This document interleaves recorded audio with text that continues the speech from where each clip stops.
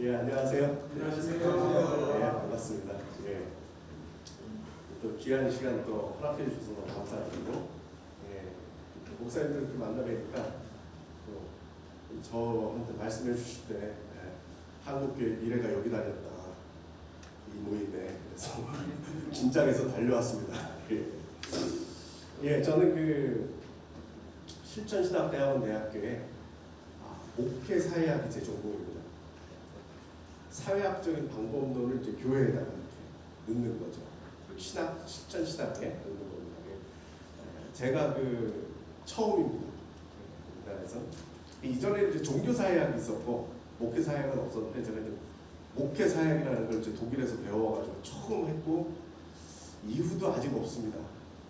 그래서 여러분들이 아주 목회 사회학자를 만나는 아주 귀한 기회이지만 어떻게 생각해보면 남들은 왜 안 했을까 생각해보면 네, 좀 그렇습니다. 예, 그렇게 하고 저는 뭐 그 라이프 오프라고 기독교 자살예방센터 설립해서 대표로 있습니다. 10년째 하고 있습니다. 간단하게 제 소개 드린 거고요. 제가 어디 이제 강의를 이렇게 나가면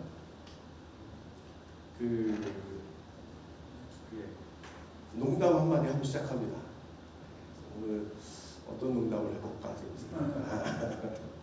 예, 옛날에 어느 할아버지가 계셨는데 전에 할아버지가 계셨는데 서울에 있는 친척한테서 전화가 왔습니다. 우리 아들 결혼한다고 결혼식 오시라고 해서 알았다고. 그래서 몇 월 며칠 날 이제 약속을 잡았어요. 결혼식이라. 근데 어디서 하냐 그랬더니 저쪽 그 강남고속터미널 뒤에 가면 메리어트 호텔이라고 있어요. 아시죠? 네, 그 메리어트 호텔 불러오시라고. 근데 할아버지가 발음이 안 되는 거예요. 어디 이러다가 도저히 정리가 안 돼가지고 혼자 정리를 했어요. 그래서 메리어트 호텔 갔다가 메리아스 호텔로 이제 정리를 한 거예요, 혼자. 그래서 알았다고 내가 메리아스 호텔을 찾아간다고 그랬어요.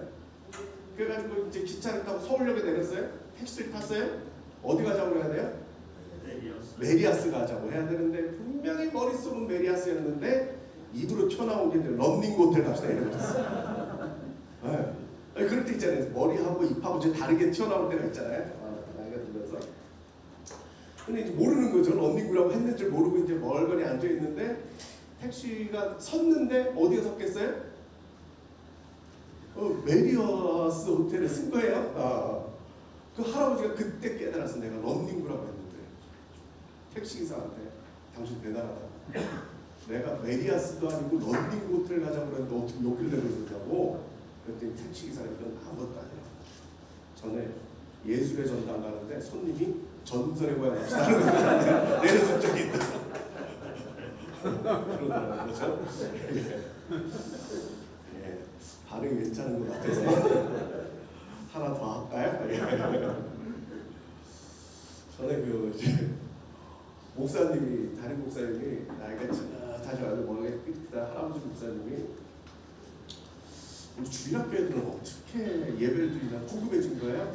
그래가지고 그 유년부 담당하는 전도사님한테 당신이 주일 예배, 어른 주일 예배 하고 내가 애들 유년부 예배 가가지고 교환을 하자고 했어요. 내려갔어요. 이 할아버지가 내려가지고 유년부 1, 2, 3학년을 설교를 하니까 어떻게 됐겠어요? 상상이 가시죠? 난리가 나가지고 우리들 전문 용어로 죽을 쓰다가 도저히 안 돼서 가서 이제 마무리를 해버렸어요. 그런데 담임 목사님이 이렇게 귀하게 내려왔는데 싶어가지고 한 방을 보여줘야 될 거 아닙니까? 전도사는 못하는 한 방이 뭐예요? 축도야. 내가 축도는 좀 알아. 이제는 예수 그리스도의 은혜와 막 이러고 있었는데 요 앞에 개구쟁이 두 놈이 앉아 있었어. 애들이 축도한 걸 처음 본 거야. 한 놈이 옆에 놈 옆구리 푹 찔러서 야 목사님은 왜 기도를 하는데 손을 들고 기도하니? 이런 거예요. 그때 옆에 있는 놈이 대답하면서 하는 얘기가 야 설교를 저렇게 못했는데 하나님한테 벌 받는 거야? 예. 농담 한없이 할 수 있는데 예, 제가 어디 가서 강의할 때마다 이 이야기를 하는 거는 제가 이상한 소리를 해도 여러분들은 어느 호텔 가 있어요? 제가 런닝구 해도 여러분 메리어트 가 있어야 돼요. 저 사람이 저런 소리 하려나 보다. 미리 짐작을 하시고 가 계시고. 예. 오늘은 오늘은 제가 축도를 안 하고 내려가도 되는 날이죠. 교회 가가지고 마지막에 제가 축도가 아니었는데 담임 목사 축도였는데 제가 이 농담을 하고 내려갔더니 갑자기 순서를 바꿔가지고 강사 목사님 나와가지고 손 들고 축도하시라고 당황을 했던 적이 있습니다. 예, 오늘은 제가 이제 그 4시까지 제가 강의입니다. 네, 한 30분 정도 남겨놓고 제가 여러분들 질의응답도 하는 시간을 좀 갖도록 그렇게 하겠습니다. 빨리 달려야 아마 1시간 반 내에 끝낼 수 있을 것 같습니다. 예. 오늘 얘기는 코로나 관련해서 요 변화된 우리 목회 환경에 대한 이야기들을 주로 하게 될 것 같습니다. 그쪽으로 제가 방향을 잡았고요. 자, 지금 우리들에게 닥친 문제는 무엇이냐, 어디로 갈 거냐 전혀 중요하지가 않다. 속도가 문제다. 이런 얘기 좀 드리려고 합니다. 기억하십니까? 4차 산업혁명이라는 얘기. 이분이 누구냐면 클라우드 슈밤이라는 사람입니다. 독일의 경영학자인데 이분이 소위 얘기하는 다보스 포럼의 리더입니다. 다보스 포럼 아시죠? 매년 그 스위스 다보스에 모여서 경제 관련된 주로 그런 전 세계적인 그 회의죠. 리더들이 모여서 회의를 하는데 이 양반은 2016년도에 이제부터 4차 산업혁명이라 선언을 했습니다. 이게 상당히 중요한 얘기입니다. 선언을 했습니다. 보통 이렇게 산업혁명이 지나간다면 역사가 지나간 한 역사의 어떤 페리오드를 정하는 건 대부분 지나간 다음에 그때가 그랬다 이렇게 평가를 하는 거죠. 근데 이 양반이 갑자기 전혀 논의가 안 된 상황에서 다보스 포럼에서 2016년도 다보스 포럼에서 1월 달입니다. 이제부터 4차 산업혁명이다 선언을 해버렸습니다. 왜? 이런 이유 때문에. 이전과는 완전히 차원이 다르다는 얘기예요. 이 속도나 그 변화의 깊이나 아니면 구조적인 영향을 주는 거나 이런 걸 전체적으로 봤을 때 혁명적인 사건이라는 거예요. 그래가지고 이분이 4차 산업혁명이라고 선언을 했어요. 제가 이런 말을 합니다. 슈밥의 매직이라고 제가 이름을 붙였습니다. 우리가 4차 산업혁명이라는 생각을 못하고 있었는데 갑자기 이 양반이 4차 산업혁명이라고 그러니까 그 다음부터 이 속도가 느껴지기 시작한 겁니다. 우리가 그 다음은 이 생각을 못하고 있다가 갑자기 그때부터 막 난리가 난 겁니다. 이분이 이 이야기를 시작했을 때만 해도 사람들은 다들 뭐라고 그랬느냐 하면 지가 4차 산업혁명이라고 한다고 진짜 4차 산업혁명이 나오겠느냐. 학자들이 다 갈렸습니다. 그래가지고 몇 년이 지난 이후도 이게 얘기가 논쟁이 진짜 산업혁명이 맞느냐 틀리느냐 이런 논의를 막 하고 있었습니다. 그랬는데 얘기를 하기 시작하고 그 다음부터 나오기 시작하는 거 AI, 인공지능 이런 거, 그 다음에 클라우드 이 환경 같은 거, 내지는 IoT라고 해서 사물 인터넷, 요즘 인터넷으로 다 되잖아요. 이런 얘기들이 쫙 진행이 된 거죠. 이때의 충격이 기억이 나시죠? 안 나십니다. 이게 충격이었죠. 그에 있었던 바둑, 이세돌의 바둑. 몇 대 몇이었죠? 4대 1이었습니다. 4승, 1승 4패죠. 쉽게 얘기하면 1승 4패. 이세돌이 한 판이었습니다. 제가 볼 때는 컴퓨터가 한 판은 봐준 것 같아요. 너무 괴로워하니까 얘다 한 판은 져준 것 같아요. 내일이 졌잖아요. 그 한 판만 이기고 그 다음부터 또 지고 이렇게 충격을 받았죠. 그래가지고 사람들이 그때 무지하게 충격을 받았습니다. 이게 2016년 고해 6월인가 4월인가에 있었던 일입니다. 이때 우리가 갑자기 4차 산업혁명이구나 라는 걸 갖다가 확실히 깨달았죠. 기억나시죠? 예. 제가 어디 강연을 가면 목사님들하고 강연하기 제일 힘들어요. 제가 지난주에 강원 동지방 건사회 특강 갔었는데 너무 재밌어요. 말만 하면 다들 웃어주고 다들 이러는데 자, 협조하시겠죠? 제가 저희 학교가 다 목사님들입니다. 그래서 제가 우리 학생들한테 그럽니다. 내가 얘기를 하는데 반응을 안 하면 당신들 같은 교육 만나서 고생하라고. 설교하는데 웃지도 않고 아멘도 안 하고. 자, 잘 되겠죠? 네. 자, 이세돌이 기억나시죠? 네. 이때가 바로 충격이었어요, 우리들한테는. 네. 그래가지고 4차 산업혁명이 왔다라는 걸 딱 경험을 했죠.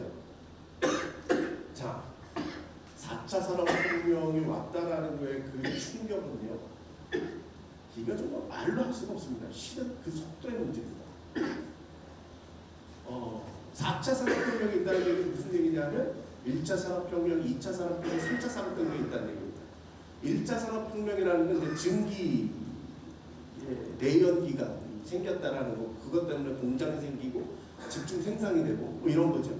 2차 산업혁명은 이게 이제 한 100년, 200년 정도 지나서 18세기 1차 산업혁명이 있었고 19세기 후반경 20세기 들어오면서 전기가 나오죠.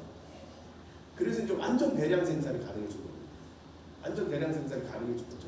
전기 때문에 이제 모터가 돌아가기 시작한 거죠. 3차 산업혁명은 20세기 후반입니다. 이건 우리가 컴퓨터, 인터넷 뭐 이런 것들이 나타난 거죠. 인터넷 우리가 쓰기 시작했다는 게 정보화 사회라고 이야기하는 바로 그 부분이고 4차 산업혁명은 21세기 초반입니다. 그죠? 네, 2006년 제가 16년도 말씀을 드렸잖아요. 자, 뭘 보셔야 되느냐? 1차 산업혁명에서 2차 산업혁명 가는데 200년 걸렸습니다. 2차 산업혁명에서 3차 산업혁명 가는데 100년 걸렸습니다. 절반 걸렸죠. 3차 산업혁명에서 4차 산업혁명 가는데 50년이 안 걸렸습니다. 40년 걸렸습니다. 지금 유럽 사회는요, 이 속도가 감당이 안 되는 거예요. 정신적인 혼란. 2차 산업혁명 이후에 3차 산업혁명으로 들어오면서부터 이 사상적인 혼란, 너무 이 빠르기 때문에 감당이 안 된다는 거예요. 근데 여기서 여기는 50년이 아니라 40년밖에 안 걸렸습니다. 얼마나 충격적이냐, 뭐 이런 얘기를 하는 거죠. 근데 우리는 어떻습니까? 자, 제가 항상 퀴즈가 아니라 물어보는데, 우리 동네 전기 들어오는 걸 보신 분 없으세요? 있으시죠, 그죠? 여기 많으시잖아요. 우리 동네 전기 들어오는 걸 보신, 이게 무슨 얘기냐? 1차 산업혁명에서 2차 산업혁명 오는 걸 봤다는 거예요. 우리 눈으로. 근데 지금 4차 산업혁명 최첨단에 가 있어요, 우리가. 남들은 요거를 지금 한 300년 걸렸던 얘기가 너무 빨라가지고 정신이 없다는데 우리는 50년 만에 이걸 다 압축해서 경험을 합니다. 제정신이면은 말이 안 됩니다, 사람이. 300년 걸려도 정신이 혼미하다고 지금 서양 사람들이 얘기를 하는데 우리는 요거를 갖다가 50년 만에 끝장을 낸 겁니다. 그래서 정신들이 없으면 혼미합니다. 이 사상적인 혼란, 내지는 정신적인 혼란, 뭐 우리나라에 왜 자살이 많냐? 제가 전문이 자살인데 결국 이게 혼란입니다. 불안입니다.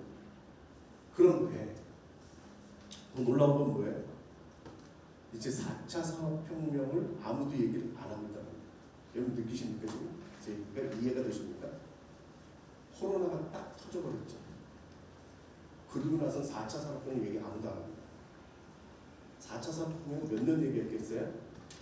한 4년 얘기했습니다. 슈밥이 얘기하고 나서 그걸 실제적으로 우리에게 적용을 하느냐 마느냐 막 이랬던 것까지 생각해보면 한 2, 3년 우리가 싸웁니다. 그리고 나서는 코로나가 딱 터지면서 그 얘기가 확 들어갔습니다. 왜냐하면 그거를 감당이 안 돼요.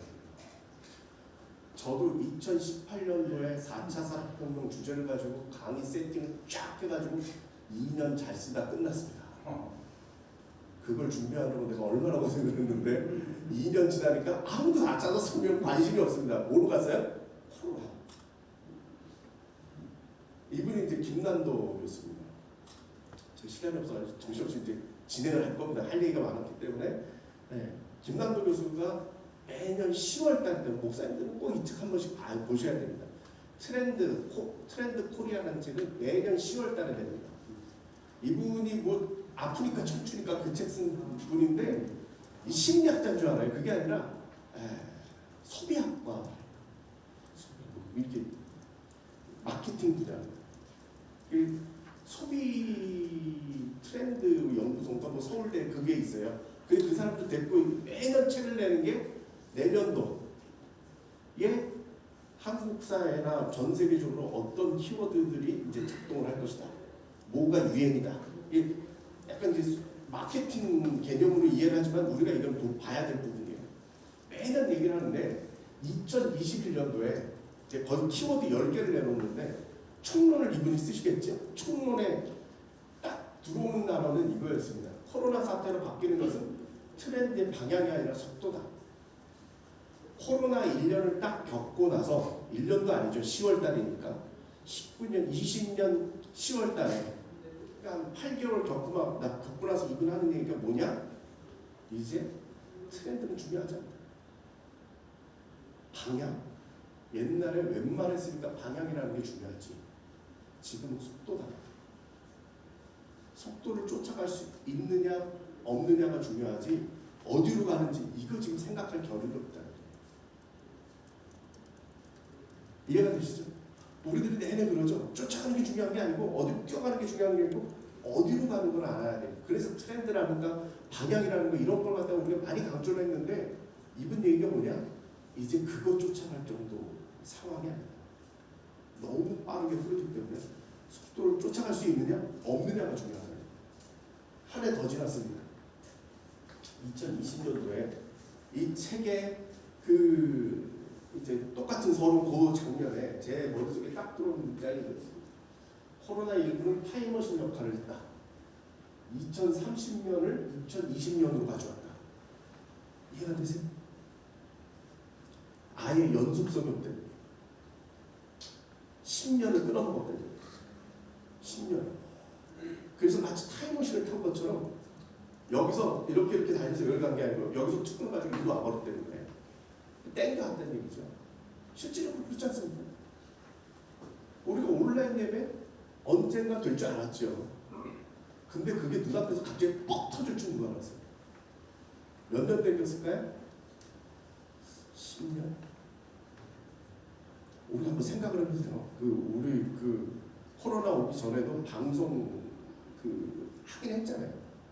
거기가 되기까지 그냥 방송 우리도 해볼까 설교를 인터넷으로 내보내볼까 그리고 거기까지 올 때까지 몇 년 걸리셨어요. 그걸 하루아침에 끌어먹은 거예요. 고속도로 갔으면 아마 지금 우리 수준은 10년, 20년 걸렸을 건데 그걸 갖다가 어느 날 갑자기 이제 모이지 마 온라인 가 그랬더니 어떻게 됐어요? 와, 저가 지금 제가 출석하고 있는 교회가 지하에 한 20명 정도 모이는 교회예요.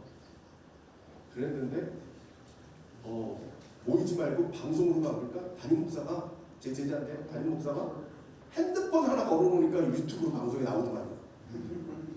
이건 대한민국의 승리예요. 이건 전 세계 아무도 할 수 없어요. 이게 뭐 여담인데 전 세계 아무 교회도 이렇게 할 수 있는 데가 없어요. 핸드폰 우리나라 보급률이 95%이기 때문에 가능한 거예요. 할아버지 할머니들도 유튜브는 나올 줄 알거든요. 그러니까 가능한 거예요. 좀 이따 더 얘기를 할 건데 어찌됐건 자 그래 그 속도라는 걸 지금 이야기를 하는 거죠. 그래서 우리가 지금 쫓아가야 될 건 뭐다? 속도예요. 이걸 쫓아갈 수 없느냐 있느냐밖에 판단은 날 게 없다. 이렇게 보는 거죠. 예. 코로나 시대의 교회론. 예. 또 뭐 이것저것 해보고 싶어가지고. 예. 코로나 시대에 우리가 이제 닥쳐야 될 교회를 제일 이제 헷갈려하는 부분이 이거거든요, 그죠? 안 보이는데 교회를 칠 수 있느냐? 이제 가장 큰 문제 제기는 온라인에서만 사람들이 모여 있는데 이걸 교회라고 해야 될 거냐? 뭐 여러 가지 담론들이 지금 있을 수밖에 없습니다. 제가 좀 이따 뭐 얘기를 할 거지만 교인이 누구냐? 뭐 이런 얘기까지 이제 한꺼번에 이제 터져 나왔거든요. 역사적으로 제가 이제 살펴보면 아마 한 3가지 정도 우리가 앞에서 봐야 될 부분입니다. 첫 번째는 바벨론 포로기입니다. 뉴노멀이라고 이야기할 수 있는 성경에서 2가지 사건을 제가 꼽으라고 그러면 바벨론 포로기하고 바울의 교회죠. 디아스포라 교회죠. 그 얘기 좀 해보겠습니다. 성전이라는 그 구조가요. 어떻게 보면 상당히 특이합니다. 우리가 그 성전 가지고 여러분들 강의도 해보시고 강의도 들어보실 텐데 상당히 은혜롭게 생각이 되어지긴 하는데 이걸 그냥 제가 그 사회학적인 관점에서 보면 되게 웃긴 구조라고 저는 생각을 합니다. 왜냐하면 어떻게 보면 이제 그 통일된 구조를 만든 거거든요. 근데 이스라엘 전체의 종교기관이 하나인 거예요. 그러니까 이걸 어떻게 설명할까요? 자, 통일 왕국이 되면서 성전을 지어요. 그러면서 각 곳에 있었던 제사드리던 제단이나 산당이나 뭐 이런 것들이 다 없어지고 이거 하나로 통일이 됩니다. 그래서 종교가 정비가 되죠. 그래서 참 이걸 생각해보면 상당히 감동적이에요. 근데 다시 한번 여러분들이 생각을 해보면 무슨 생각이 드셔야 되냐면 그럼 거기를 언제 가? 쉽게 해서 이스라엘 땅이 아마 강원도만 하다 그러던가요? 아니 저는 기억이 잘 안 나는데 적어도 제가 기억하기는 요 당시 인구를 생각을 해보면 다윗이 인구조사했을 때 130만 명이었잖아요. 130만 명이면 그 남자 장정들이 130만이면 이래저래 계산을 해보면 한 400만 명 정도 된다 이렇게 제가 그냥 제 혼자 추산이에요. 여자 남자 노인 아이까지 합쳐 한 400명 정도 된다 생각을 해보면 그 정도 크기가 어느 정도냐면 충청 남북도 합친 거가 그 정도 돼요. 그럼 성전을 세웠다는 얘기는 무슨 얘기냐? 충청 남북도 다 합쳐서 예를 들어서 대전에 교회 하나 세워놓고 다 글로 모이라고 하는 거예요. 될까요? 지금처럼 교통이 발달되어 있다라는 걸 전제로 쳐도 대전에 교회 하나 세워놓고 거기 다 모여라 될까요? 어렵잖아요. 근데 재물까지 끌고 와요. 걸어서 거기 와요. 그러니까 하나님이 묘수를 짜내셨죠. 이거 우리끼리 얘기인데 하나님이 묘수를 짜내셨죠. 그 방법이 뭐예요? 자꾸 오지 말고 1년에 3번만 와. 절기에만. 적어도 절기에 와야 된다가 아니고 제가 볼 때는 자꾸 오지 말고 절기에만 와. 100만 명이 여기 매주 모인다고 생각을 해보세요. 말이 되겠어요? 그러니까 절기에만 와. 제가 볼 때 그래요. 3번은 와야 돼요. 오기 힘드니까 3번만. 아마 제 생각이에요. 자, 그래서 이 기준을 보고 우리가 생각을 해보면 해당하고 많은 부분이 달라요. 네. 포로기로 넘어와가지고 이 사람들이 이제 그 고민이 생기죠. 자기네들의 정체성은 뭐냐면 야훼 신앙이잖아요. 그거를 갖다가 상징적으로 보여줄 수 있는 건 뭐냐 하면 성전이에요. 성전에서 드리는 제사예요. 성전이에요. 우리가 내가 매번 가진 않지만 1년에 한 번을 가든 2번을 가든 성전이 자기의 정체성인데 어느 날 그게 다 무너졌어요. 이스라엘의 그 중심은 뭐냐? 하나님이고 하나님이 임재하는 건 성전. 근데 그게 다 무너졌어요. 그래서 이 사람들이 묻죠. 우리는 누구야? 그래서 대안이 뭐였느냐? 말씀이었죠. 성전은 제껴놓고 그건 우리가 이제 무너졌으니까 없어지고 갈 수도 없고 제껴놨고 우리가 이스라엘 하나님의 백성으로서 우리 정체성을 찾을 방법은 뭐냐? 말씀입니다. 그래가지고 포로기 때 말씀이 쫙 정리가 되잖아요. 네. 그래서 돌아왔을 때 누가 그 리더가 되기를 에스라이죠. 학사, 유일한 명칭이죠. 학사. 그 선생들이 발전하기 시작한 거예요. 그때부터. 그렇습니다. 자, 그래요. 그래서 요 두 개를 좀 비교를 해보겠습니다. 성전 중앙 집권이죠. 그리고 회당이라는 건요. 포로기 시대 때 임시적으로 생겨났죠. 그 조건은 딱 하나죠. 유대인 남성 10명이에요. 10명만 있으면 회당을 지을 수 있었어요. 회당을 형성할 수 있었어요. 공동체의 기준이죠. 종교생활은 1년에 3회 참석을 했었는데 회당은 매 안식일마다 모였어요. 그래서 회당은 얼마나 많이 있을까? 안식일에 걸을 수 있는 거리가 1km잖아요. 그러니까 반경 1km 내 하나에 기껏해야. 그러니까 계속 밀접하게 회당을 세울 수밖에 없는 게 대형 회당이 존재할 수가 없어요. 참여성이죠. 대제사장 주도죠. 그러니까 대신 드려주는 거예요. 근데 회당에는 모든 성인이 가능해요. 1년에 3번 제사를 참석하죠. 1년에 3번 참석을 하는데 그 사람들이 제사에 참여를 했을까요? 안 했을까요? 못하죠. 이스라엘이 갈 수 있는 데는 어디에? 이방인의 뜰을 지나서 이스라엘의 뜰까지. 그 안에 성전은 못 들어가는 거죠. 제물만 드려놓고. 참여자가 아니에요. 대신 드려주는 거죠. 근데 회담은 달랐어요. 모두가 참여하죠. 그래서 회담의 조건 중에 하나가 뭐냐 하면 유대인 성인이라면 누구나 말씀 두루마기를 꺼내서 앞에서 읽고 해석을 할 수 있었죠. 이걸 가장 잘 이용한 사람이 누구예요? 예수님하고 바울이죠. 그러니까 아무나 되는 거예요. 자격이 필요 없는 게 대단히 혁명적인 일이죠. 그 다음에 말씀 중심이냐? 제사 중심이었고 여기 말씀 중심이었어요. 이스라엘 가보셨죠, 그죠? 회당에 가면 뭐래요? 계속 말씀 가지고 하잖아요. 자꾸 자기네들끼리 토론하고 그런 말씀 중심이죠. 그 다음에 공동체는 이쪽은 솔로몬 성전이에요. 솔로몬이 세운 거죠. 여기는 그냥 풀어드려 보이는 거죠. 10명. 누가? 필요 없어요. 예, 10명이에요. 자, 그러면은 이 이후에 어떻게 됐느냐? 포르기에서 돌아왔어요. 그러면은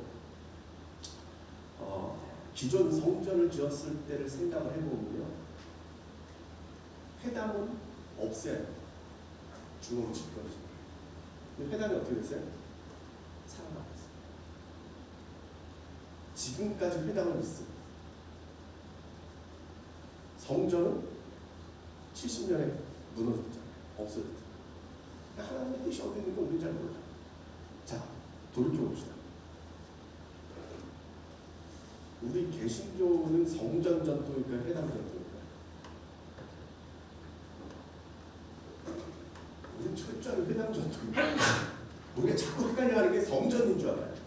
회당 중심. 회당 전통은 우리가 가지고 있는 말씀 중심에, 그 다음에 공동체 중심에 있는 거죠. 근데 우리가 여기서 지혜를 봐야 될 건 뭐냐? 결국 포르기가 지난 다음에 이스라엘이 회복됐을 때도 이들은 공존했다라는 거예요. 이거 오늘날로 치면 이 부분이에요. 접근성, 시공 초월이에요. 시간과 공간이 초월되어져 있어요. 언제 어디서나 네트워크가 연결이 되면 가능하죠. 결정적인 게 뭐냐? 참여성입니다. 평신도들이 참여가 가능합니다. 이건 좀 이따 이제 설명하면서 같이 들어갈 텐데 미리 말씀드릴게요. 지금 우리가 기존에 가지고 있었던 이 교회 형태는요, 체계 안에 있어요. 지금 온라인은 체계가 없어요. 유튜브의 특징은 뭐냐면 다수가 만들고 다수가 소비하는 겁니다. 유튜브 내보내는데 자격이 필요한가요? 자격이 필요 없어요. 그래서 요걸 비교를 해본다면 방송국하고 유튜브라고 보면 돼요. 방송국에서 프로그램 하나가 나오려면요, 소위 얘기하는 방송국을 통과한 PD들이 있고요, 연예인이 되기 위해서 철저하게 그 훈련받은 그 연예인들이 있고 기획사가 있겠죠. 방송사에서도 그 체계와 계통이 쫙 있겠죠. 그리고 프로그램이 하나 나오려고 하면은 그 프로그램의 그 사장님 통과해서 나왔고 나왔을지라도 방송심의위원회에 걸리죠. 그래서 프로그램이 하나가 나오는데 유튜브는 어때요? 누구나 낼 수 있어요. 단 하나 조건이 있는 거예요. 사람들이 보느냐 하나밖에 없어요. 이제 머지않아 우리도 이제 그런 상경이 온다, 그 얘기 좀 말씀드릴 거예요. 예, 이게 좀 더 나올 겁니다. 평신도 참여가 더 많아질 거다. 그다음에 콘텐츠 중심이다 라는 거고요. 가상현실이다. 뭐 이런 걸 비교해 볼 수가 있겠죠. 또 하나 우리가 이제 그 봐봐야 될 부분, 지금 시간을 좀 빨리 써야 되겠네요. 예, 바울의 디아스포라 교회예요. 바울의 디아스포라 교회는요, 아마 여기서 제가 순서를 얘기나요? 예, 바울이 항상 겪는 그 고민 중에 하나는 유대적 그리스도인이었죠. 이분들이 항상 나타나서 뭐라고 해요? 예수를 믿는 것은 먼저 유대인이 되는 거예요. 이게 조건이죠. 그래서 뭐라고 했어요? 할례를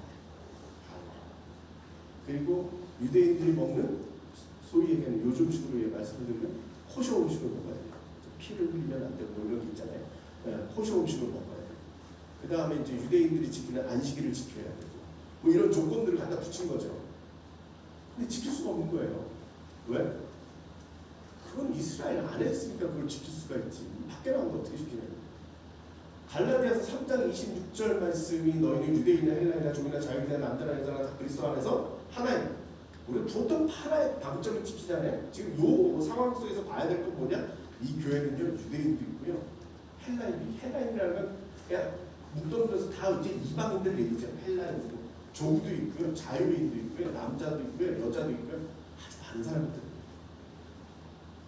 근데 이 수많은 사람들한테 이스라엘이라고 하는 그 조그만 중동 지역에 있는 조그만 나라의 풍습을 그대로 지켜라? 어려운 거죠. 바울의 공부는 내내 그거였죠. 이건 어떻게 할 것이다. 이건 어떻게 할 것이다. 그래서 한 게 뭐였어요? 예루살렘 동의회였죠. 차고 안 지키니까. 바울을 불렀죠. 그리고 뭐라고 얘기를 했어요? 야, 우리도 지키기 힘든데 그걸 이방인들이 어떻게 지키겠냐. 봐주자. 그러면서 딱 조건을 요 세 가지였어요. 우상의 더러운 것, 음식에 대한 거죠. 코셔에 대한 거고요. 음행에 하지 마라. 이거 목매어 죽이는 피가 똑같은 얘기고요. 그랬어요. 할례도 면제를 해줬어요. 바울이 어떻게 했을까요? 안 한다고 돌아서자마자 그것도 필요 없어요. 이렇게 된 거죠. 기억하십니까? 로마서에 그런 말씀이 나오죠. 내가 고기를 먹는 것이 가냐 마냐 이 논쟁 아시죠? 이제 우상의 음식이 나오니까 고기를 안 먹는 게 옳다고 생각하는 사람들이 많더라는 거예요. 근데 나는 먹어도 된다고 생각해. 근데 뭐라고 대답해요? 나가 고기 먹는 거에 대해서 시험 드는 사람 그들을 뭐라고 표현해? 믿음이 약한 자. 그들을 위해서 내가 안 먹을 수도 있어. 신앙적으로 안 먹는 게 아니라 그들 시험 들을까 봐 안 먹는 거야. 예를 들어 볼까요? 목사님들이 어느 날 아파트에서 이제 집에서 쉬고 있는데 띵동에서 나가봤더니 윗집에 새로 이사를 왔다고 소위 얘기하는 고산떡을 들고 왔어요. 먹어야 돼요, 말아야 돼요? 먹어야 돼요, 말아야 돼요? 감사하게 먹겠죠? 그랬는데 앞집에 띵동을 양쪽으로 해놔가지고 앞집 문이 열렸는데 거기 우리 교회 김집사가 있어요? 김집사가 쳐다봤어요? 먹어야 돼요, 말아야 돼요? 어떻게 해야 돼요? 배고프면 먹어요. 배고프면 먹는다고. 그거는 김집사 믿음에 달렸다. 이게 바울의 얘기예요. 그건 김집사 믿음에 달렸다. 내가 이거 먹는다고 해서 김집사가 시험 들어가지고 교회를 뛰쳐나간다? 안 먹으면 되지. 그까지 안 먹어도 되는데 김집사 믿음이 좋아가지고 아유 목사님도 드시구나 그럼 끝났으면 먹어도 된다 이 얘기예요. 그 똑같은 얘기를 하고 있는 거죠. 그러면서 바울의 핵심적인 얘기가 뭐냐? 예수를 믿는 데 있어서 다른 조건이 필요 없다. 이게 지금 중요한 부분이에요. 안식일도 바울한테 와가지고 무너졌어요. 할례도 바울한테 와가지고 무너졌어요. 음식에 관한 규례도 다 무너졌어요. 유대인이어서 지켜야 된다는 모든 규례가 무너졌어요. 왜? 한번 여러분 생각해보세요. 중동에 있는 그 조그마한 나라, 쉽게 우리가 비교를 한다면 요르단에 있는 아랍인들의 그 문화가 있어요. 근데 그 문화를 지금 그리스, 로마로 끌고 들어왔어요. 지킬 수 있겠어요?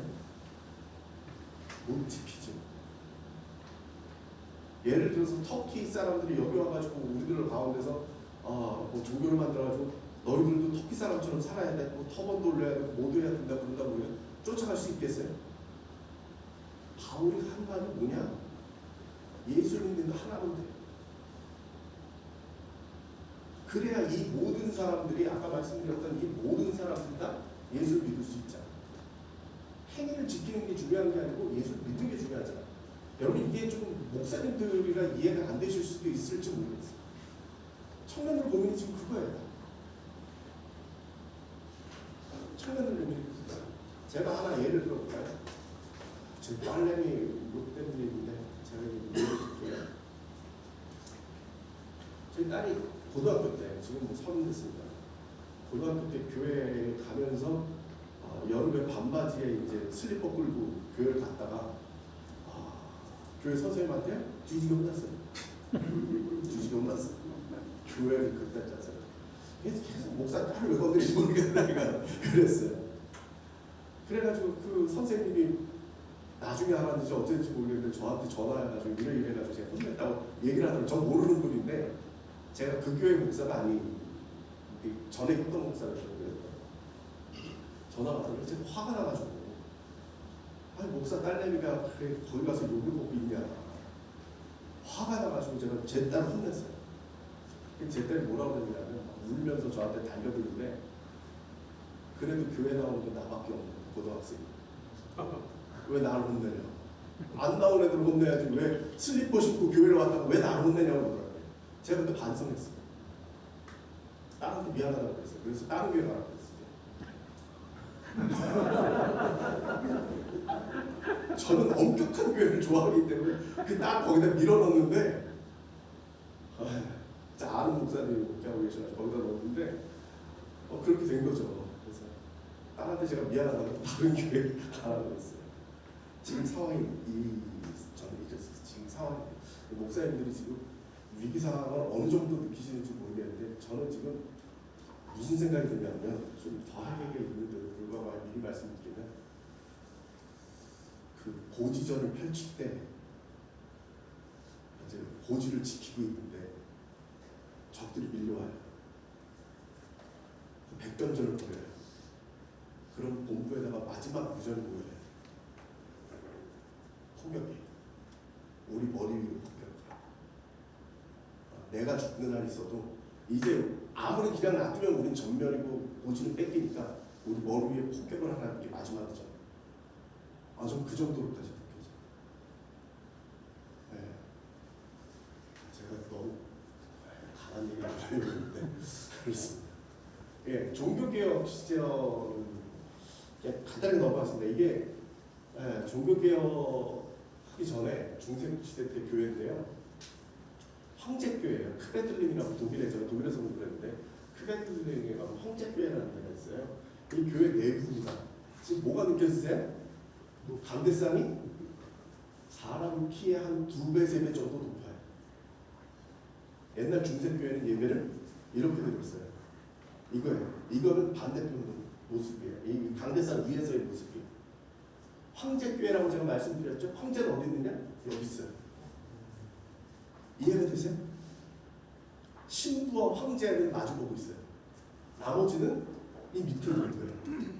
이 사람들이 저 위 제단을 보려고 그러면요 안 보여요. 목이 꺾어져라 봐야 돼요. 이 얘기가 무슨 얘기야? 예? 이게 그 교회 단면이죠. 이 제단이 옆에 있고 황제가 여기 앉았어요? 예배는 자기네들끼리 드리는 거예요. 예배는 자기들끼리 드리는 거예요. 이 밑은 뭐예요? 백성들은 부스러기 은혜만 받는 거예요. 근데 이 상황 속에서 이 사람들이 가가지고 예배를 드리면요 예배가 라틴어예요. 기도도 라틴어, 설교도 라틴어, 찬송도 라틴어, 모든 게 라틴어. 한마디 말도 알아듣지도 못하고 저기 앉았다 오는 거예요. 이걸 깬 게 뭐냐? 종교개혁. 말도 돌려주고 그 다음에 이들의 귀족들의 종교가 아니라 백성들의 종교로 내려온 거죠. 우리가 지금 이런 그 종교개혁의 시대가 필요하다는 게 코로시나 시대의 교회입니다. 텅 비었죠? 예, 소강성 목사님 열심히 설교하고 계신데 예, 지금 텔레비전 뭐 봐가지고 이 뒤에 지금 줌으로 쫙 했는데 여기 앉은 사람 하나도 없죠? 오늘날 이렇게 됐어요. 이거 답답하죠. 근데 저는 한국교회 교인들이 너무 착해요. 때맞춰 예배를 드려요. 이게 너무 신기한 것 같아요. 아까 제가 그 유튜브 시대, 온라인 시대의 특징이 시공초월이에요. 이게 상당히 중요한 단어예요. 제가 만든 단어이기 때문에 되게 중요한 단어예요. 시간과 공간이 초월을 했어요. 근데 교인들이 어떻게 해요? 공간은 못 갈지라도 시간을 맞춰서 예배를 드려요. 주일 11시. 아니 똑같은 그 영상인데 여러분 1, 2, 3, 4부 다 드렸죠? 이거 좀 제가 볼 때는 황당한 거예요. 똑같은 영상 하나를 그냥 미리 정제된 녹화를 하나 틀어놓고 다 보면 되는데 어느 때 보든지 우리 교인들은 너무 착해가지고 자기가 9시에 예배 드리던 사람은 9시에 이 영상을 연결해요. 자기가 11시에 예배 드리던 사람은 11시에 연결을 해가지고 그래가지고 목사님들이 똑같은 영상을 4번 드리는 거예요. 말이 안 되는 얘기예요. 재방송은 있지 방송에는. 근데 우리는 실시간을 내보를 해요. 이거 귀찮죠. 근데 문 여니까 돌아오잖아요. 문 여니까 돌아오죠. 여러분들 제가 제일 감동적으로 들었던 게 뭐냐면 그 저쪽 광주에 있는 교회인데 온라인으로 쭉 들이다가 이제 좀 열기 시작하니까 할머니 권사님이 오셨는데 헌금을 꼬박꼬박 모아놨다 들고 오셨대요. 헌금한 구멍에 이게 안 들어가가지고 이거 어떻게 하냐고 사무실을 쫓아왔대요. 네. 얼마나 착해요. 그걸 모아가지고 이 한국교회 교인들이 내게 참 목사님들 별로 그렇게 생각 안 하시고 전 세계적으로 이렇게 착한 교인들이 없어요. 저는 이게 한국교회가 그 처음에 시작할 때 우리가 그 문 닫으라 막 이럴 때 버텼잖아요. 끝까지 해가지고 이제 문을 닫으니까 각 교회마다 이 온라인 다 요리들었잖아요. 제가 좀 전에 말씀드린 대로 작은 교회들도 핸드폰 하나 걸고 다 온라인 전환해가지고 유튜브에 보면 게시글 콘텐츠가 뭐 이루 말할 수 없이 많죠. 그래가지고 욕 먹었잖아요 우리가. 저것들은 난리 어쩜 저러냐고 난리 쳤는데 제가 그때 씩 웃었어요. 모든 사람들. 그 당시에 불교나 천주교는 우리끼리 얘기인데 문을 확 닫아버렸잖아요. 온라인도 안 했어요. 그분들이 이제 큰일 날 거예요. 우리는 그 덕에 새로운 세계를 개척한 거예요. 10년을 땡겨 온 거고 거기는 10년 전에서 그냥 끊어버린 거예요. 어쨌든 참 감사한 일이에요. 교인들이 쫓아오니까 가능했다고 그러거든요. 예. 정말 할아버지 할머니들도 유튜브는 진짜 다 보잖아요. 이게 중요한 부분이에요. 내가 말씀드릴게요. 자, 중요한 사실이 있어요. 매체가 다르고 콘텐츠가 다르다. 이게 아주 중요한 문장입니다. 물론 제가 만들었죠. 예. 매체가 다르고 콘텐츠가 다르다. 우리 좀 오해하는 것 중에 하나가 뭐냐면 지금 유튜브를 내보내면서 오프라인을 생중계하는 걸로 생각해요. 그게 끝이야. 지금 뭘 하고 있느냐면 유튜브에다가 방송국에서 하고 있는 드라마를 그대로 옮겨놓으면 다 볼 줄 아는 거예요. 그게 똑같은 거예요. 유튜브에서 그렇게 안 보죠. 요약 보고. 요즘 애들이 15회분을 1시간에 봅니다. 요약해서. 내지는 애들 지금 대학생 자녀 있으신 분들 한번 보세요. 애들 강의 어떻게 된다. 속도를 1.5배 내지 2배로 높은 겁니다. 교수 얘기하는 거 이제 이렇게 띄엄띄엄 하면 이제 더 안 들려요, 애들이. 그러니까 2배 속도로 걸쳐놓고서는 2시간짜리 강의를 1시간 만에 듣습니다. 근데 우리가 지금 2시간짜리 강의를 그냥 다 들으라고 자꾸 얘기를 하는 거예요. 이게 지금 문제예요. 한번 생각을 해보셔야 돼요. 문법이 다른 거예요. 방송국 문법하고 유튜브하고 문법이 달라요. 이 아가씨가 햄찌라고 전 별로 그렇게 잘 보는 건 아닌데 제가 주로 보는 건 이제 먹방입니다. 이 아가씨가요 몇 위 안에 껴요. 먹방. 이날은 이제 그 편의점 음식 가지고 먹는 건데 이걸 몇 명이 봤느냐? 4천만 명이 봤어요. 4천만 명. 제가 볼 때는 미쳤어. 이걸 누가 봐? 먹는 것만 이걸 한 15분, 20분 보여주는 거예요. 아무 말도 안 해요. 아무 말도 안 해요. 그냥 먹어요. 사다가 요리해가지고 땡겨가지고 먹는데 이걸 4천만 명이 봤어요. 상상이 되십니까? 예. 여긴 제가 좋아하는. 이게 좋아요. 예. 이게 저기 뭐야? 찌양. 보셔야 됩니다. 찌양 보세요. 이 찌양을 띄운 영상 중에 하나입니다. 라면 먹는 거. 라면을 몇 봉지 먹냐? 18봉지 안 조그맣게 생긴 아가씨예요. 조그매. 키도 안 크고 살도 안 쪘어요. 보시면 얌전하게 생겨가지고 라면을 먹는데 이제 솥을 2군데다 걸어놓고 하나 이제 끓여서 건져놓으면 그 다음 또 끓이고 해가지고 18개를 30분 동안 먹어요. 30분 동안 18봉지를 먹으면 아무 말도 안 해요. 먹기만 먹어가지고 아무 말도 안 해요. 근데 이게 끌려. 이게 처음 봤어요, 이거. 700, 이제 요거 했을 때가 730만 명인 겁니다. 네. 황당하죠? 이거를 텔레비전에서 틀어주면 되겠어요? 방송사고지. 근데 유튜브는 본다니까요. 더 황당한 얘예요. 얘는 진짜 이해가 안 돼요. 연포TV라는 게 있어요. 연대 고대 학생들이 이제 그 자기네 일상 찍는 건데 얘는 연대 세브란스 학생이에요. 이 영상은 뭐냐? 제가 오늘 밤새워서 공부할 거예요. 보세요. 5시간 동안 이걸 보여주는 거예요. 공부할 때 뭘 하겠어요? 아무것도 안 해요. 아무 말도 안 해. 네? 공부 시작하면 끝이야. 요 영상이 5시간 동안 나와. 야, 독하네요. 5시간 더 공부를 해. 밤새워서. 벼락치기를 하는 거예요. 근데 이거를 몇 명이 봤느냐? 이것도 860만 명이 봤어요. 이걸 왜 보죠? 내가 아주 신기해가지고 우리 아들한테 물어봤어요. 대학교 다니는 내 아들한테 물어봤더니 그 아들로 받는 얘기가 지도 봤대. 왜 봤냐? 그때 공부할 때 틀어놓는 거예요.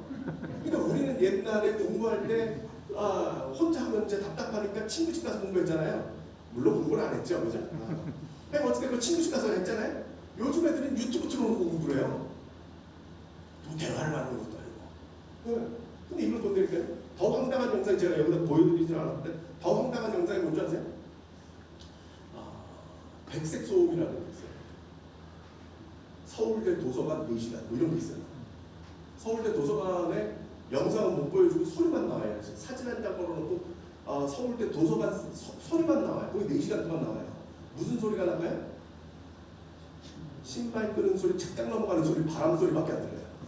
근데 그걸 틀어놓고 4시간을 본다니까 애들이. 그것도 수백만 명이 봤어요. 그거를 방송에 틀어주면 어떻게 되겠어요? 방송도 문 닫아야지. 근데 본다니까 무슨 얘기 지금 드리는 거예요? 문법이 다르다는 얘기예요. 문법이 다르다. 지금 우리가 어디 가서 지금 맞춰야 되는지 고민을 해보셔야 돼요. 우리가 뭘 해야 될 건가? 그럼 고민을 해보셔야 돼요. 목사님들의 그 걱정 중에 하나는 그거죠. 그 온라인으로 예배를 드리면 이 사람들이 예배에 집중할 수 있을까? 제일 제가 우습게 들었던 소리가 그거예요. 그 장로님이 한두 번 예배를 안 나왔는데 예배를 나왔대요. 그래서 아니 어떻게 나오셨냐고 담임 목사님이. 그것도 웃기죠. 담임 목사님이 장로님한테 어떻게 교회 나오셨냐고 물어보니까 그래서 어떻게 나오셨냐고 그랬더니 자기가 집에서 이제 온라인으로 예배를 드렸어요. 그래서 거실에서 가족들 모여가지고 같이 예배를 드리는데 어느 날 주일 예배를 드리고 있는데 문득 자기를 쳐다봤더니 빤스바람에 앉아있더라. 그래서 내가 이렇게까지 됐구나. 그래서 교회 다 나와야겠다. 현장으로 와야겠다. 현장을 나왔다는 거예요. 우리가 이제 그 걱정이죠. 근데 제가 생각할 때는 요즘 젊은 애들은요 달라요. 요 대목이 되게 조심스러운데 달라요. 더 은혜가 돼요.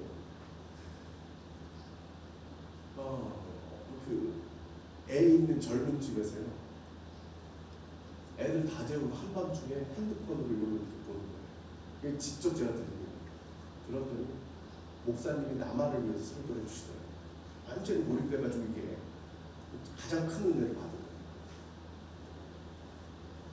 제 조카놈이 한때 가라앉고 신학교 간다고 들떠서 고등학교 때 그러더니 대학 가서 망가져가지고 교회를 안 나가다가 이제 교회를 가고 싶다고 저보고 교회를 소개해달라고 해서 제가 소개를 해줬어요. 그런데 코로나가 터진 거예요.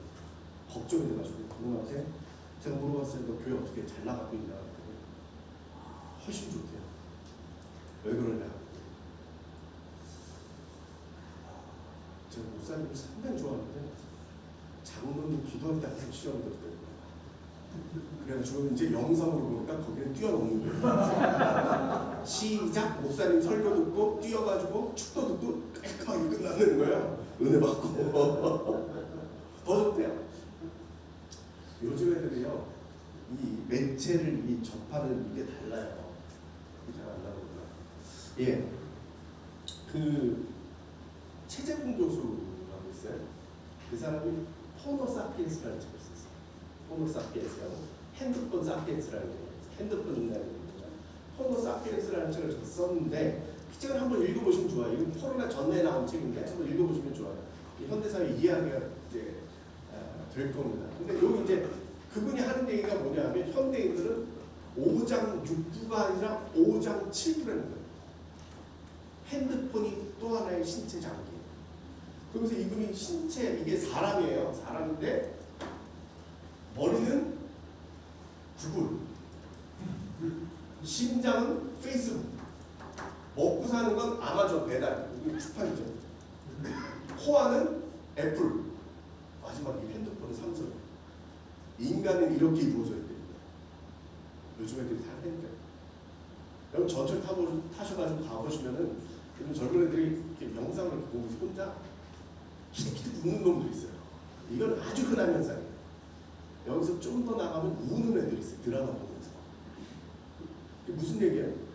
완전 몰입된 거지. 자기가 지하철에 있다라는 걸 까먹은 거예요. 여기다 딱 이어폰 딱 보고 노이즈 캔슬링 해가지고 외부 소리 하나도 안 들리고 여기 딱 집중을 해서 보니까 이 손바닥 하나에서 완전히 몰입돼가지고 자기가 지금 어디 있는지 모르는 거예요. 그 주변 사람들이 뭐라고 해요? 미친놈 그러죠. 미친놈들이 많아요. 예배도요. 제가 볼 때는 지금 몰입도가 상당했어요. 또 하나 이제 우리들 그 개신교의 장점인데 그게 바로 어떻게 보면 다양한 컨텐츠들이 있다. 이걸 좀 이따 말씀 더 드릴게요. 그래서 우리가 지금 생각해봐야 할 게 이거예요. 우리는 교회는 뭐라고 생각했어요? 주일 11시에 교회당에 모이는 그 공동체. 이해가 되시죠? 다 동감하시죠? 주일 11시 예배에 모이는 공동체가 교회예요. 근데 지금 이게 무너졌어요. 실은 무너뜨려요. 우리 한국 교회는 다들 교회당 중심. 이 사고 체계 기준을 무너뜨려요. 제가 그 모금을 많이 하는데요. 학교도 그렇고 단체도 그렇고 이제 모금 때문에 이제 연락을 드려보면서 제가 경험한 바에 의하면 한국 교회는 두 가지 종류의 교회가 있습니다. 다들 이제 후원을 해달라고 하면 안 된다는 얘기를 이렇게 표현을 하세요. 첫 번째는 우리가 건축하기 위해서 긴축재 정주입니다. 두 번째 교회는 건축하고 빚 갚느라 긴축재 정주입니다. 그래서 한국 교회는 두 종류밖에 없어요.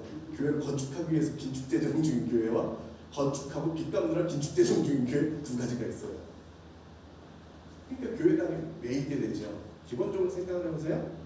우리들의 목회가 어떻게 보면 교회당을 지어놓고 거기다 교회를 지어놓죠. 공동체가 있고 공동체가 쓰려고 교회당이 있는데 이게 개척교회의 기본적인 틀이죠. 아마 이제 머지않아 이제 우리가 제가 총회장에 가끔씩 기회가 되면 하는 얘기를 하는데 그게 뭐냐면 이제 개척의 요건을 바꿔야 됩니다. 개척의 요건을 바꿔야 돼요. 개척하기 위해서는 세례교인 15명하고 그 다음에 건물이죠. 계약서, 공간 뭐 이런 거죠. 그게 아마 무너져야 되지 않을까 그렇게 생각을 합니다. 그래서 우리가 지금 해야 될 건 뭐냐? 포로기 시대로는 바벨론에서 예루살렘으로 성전으로 돌아갈 날만 기다려서 될 것이다. 바벨론에서 회당을 짓는 게 제일 중요해요. 또 하나 중요한 게 있죠. 그게 뭐예요? 초대교회 문법으로 보면 예루살렘을 지킬 것인가 세계로 갈 것인가. 바울의 그런 혁명적인 생각이 없었으면 복음은 세계로 못 벗어나갔어요. 서양 세계를 벗어나갈 수가 없었죠. 그래서 저는 이런 생각이 들어요. 여러분 이거 보시면 무슨 생각이 드십니까?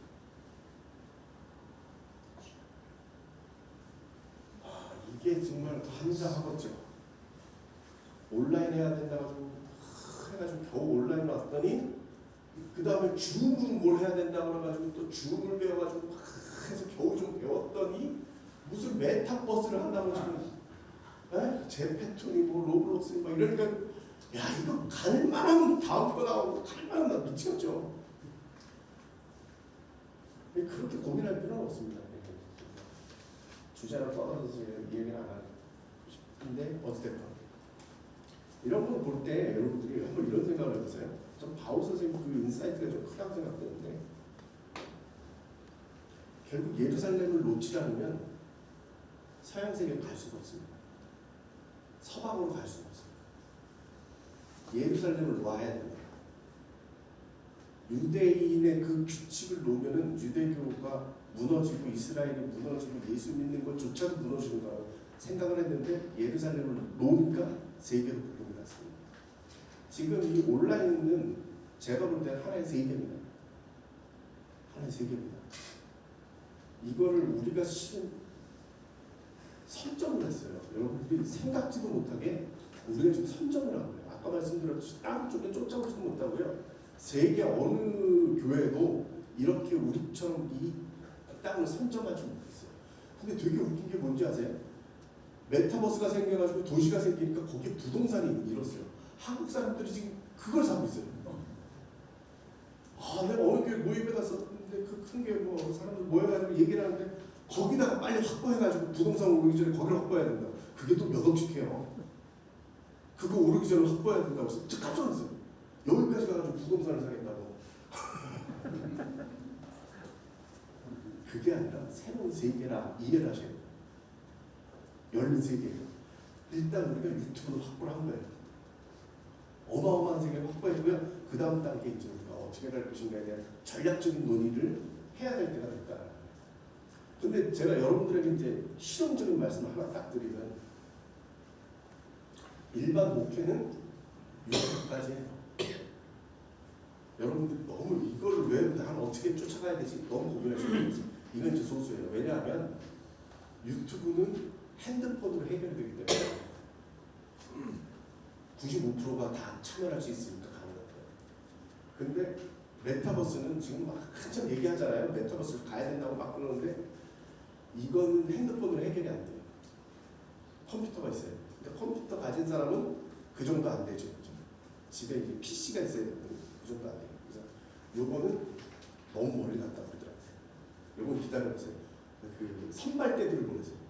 교회가 움직이지 마시고 청년부나 뭐 아니면 뭐 주일학교나 뭐 이런 애들 하겠다 그러면 해라 하는 정도지 우리 교회는 일로 가자 이거 할 필요 없어요. 이게 중요한 말씀인데 예 간단하게 말씀드리면 그거죠.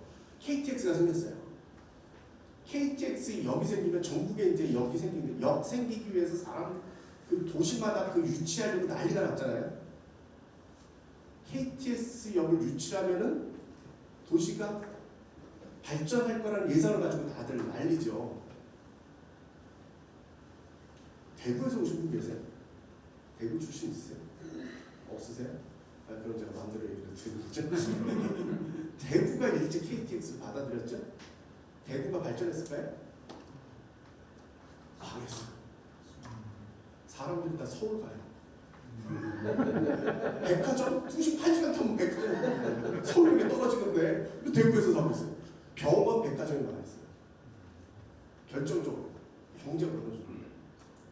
지금 우리가 여기까지 너무 흥분하지 마시고 메타버스 막 떠들어도 그 애들끼리 하든지 제가 이걸 어떻게 알았느냐? 대학교 다니는 우리 아들한테 너 제페토라고 아니? 물어봤어요. 하도 안 해가지고 물어봤더니 우리 아들이 모르더라고.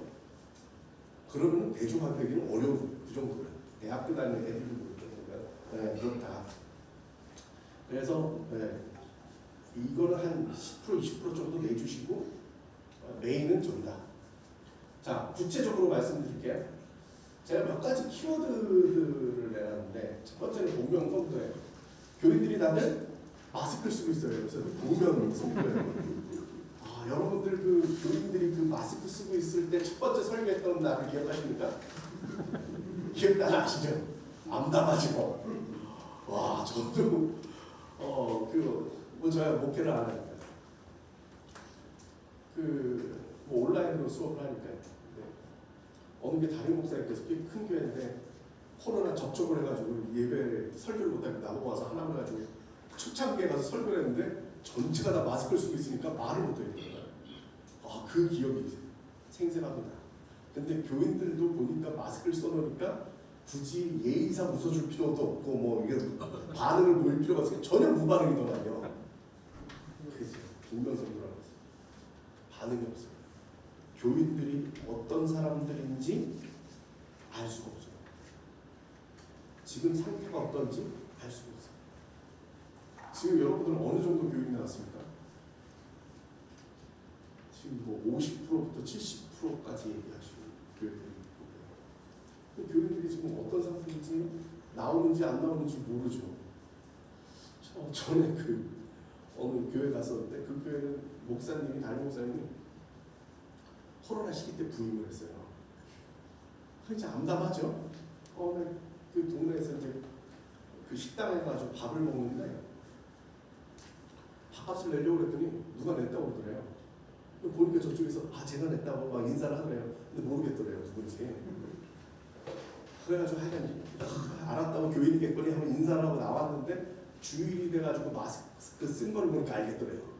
그러니까 식당에서 밥 먹느라고 마스크를 벗고 있었던 거예요. 못 알아본 거예요. 근데 마스크를 다시 쓰니까 알아듣는 거예요. 이제 그런 상황이죠. 그러니까 교회들 지금 뭐죠?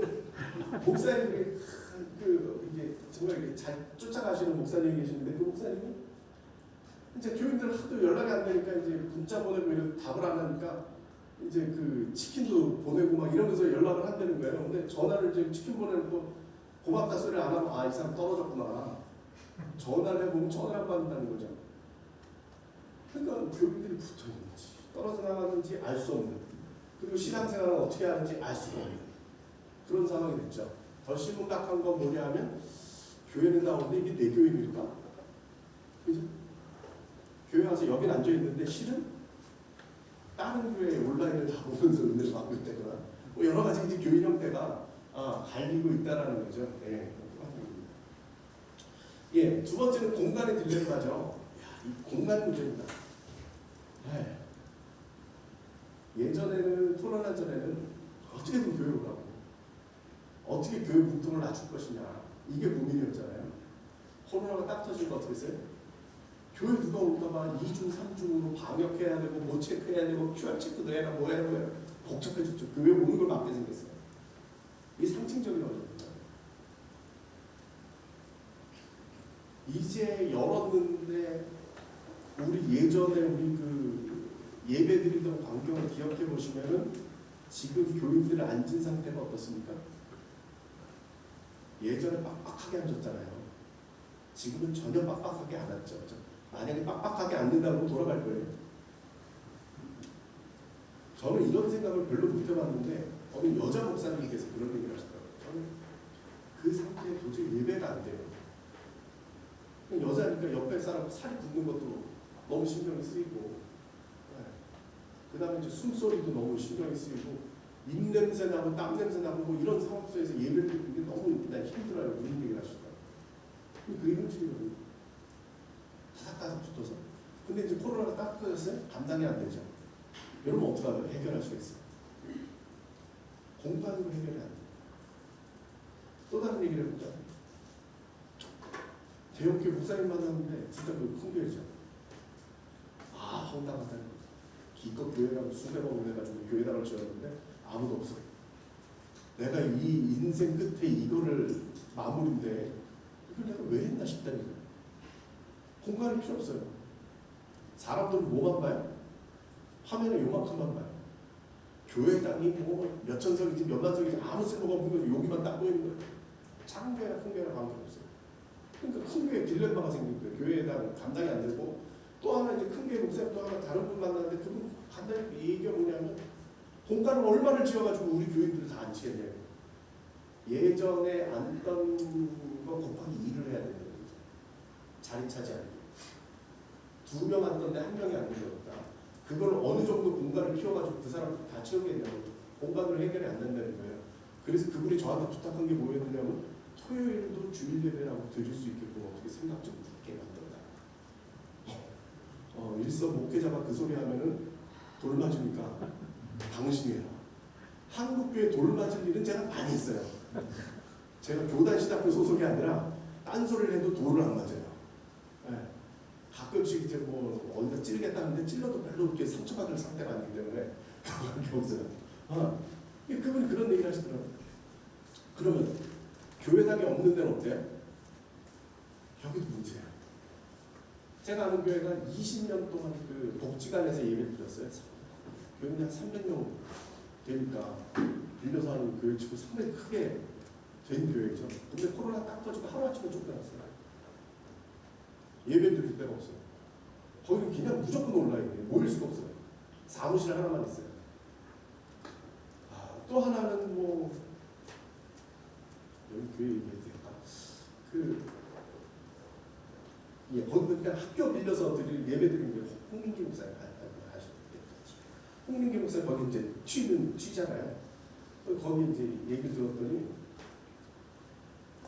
학교 빌려가지고 거기다 사무실까지 듣고 기부금 묻고 해가지고 사무실까지 얻고 강단에서 예배 드리고 했었는데 코로나 딱 터지니까 학부형들 몰려가지고 나가 지금 코로나 때문에 무슨 그래가지고 교회 사무실에서요 아무것도 못 챙기고 그 자리에서 뛰쳐나온 거예요.